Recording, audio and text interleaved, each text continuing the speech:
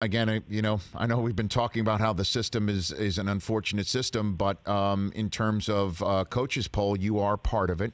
And I did see your poll through USA Today, your final coaches poll submission. And I'd love to ask you why you chose Alabama, Ohio State, Clemson, and Texas A&M as your top four, with Indiana and Notre Dame, Cincinnati, Oklahoma behind them. How did you go about your process, Coach? Those are all great football teams.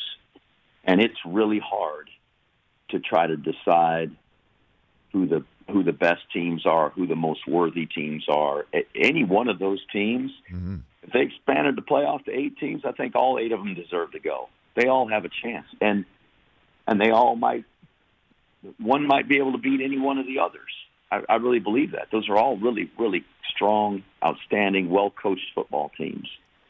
But I, like everybody else, kind of had to evaluate, and I try to watch as much college football as I can. I vote in that poll, and I take it seriously, and I think it's my duty to know as much as I can about each of those teams and watch them carefully, and I've tried to do that.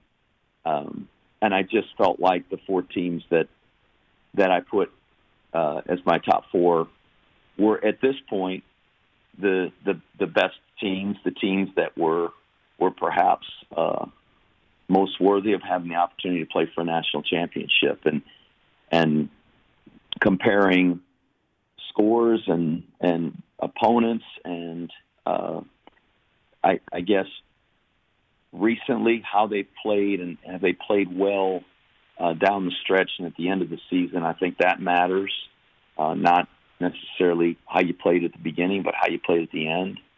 And they were hard decisions, because I have tremendous respect for all of those coaches, all 8 of those schools that you mentioned, and for college football coaches in general. I grew up a coach's kid. I've always been around football. I love coaches and what they do for young people and their commitment to people development.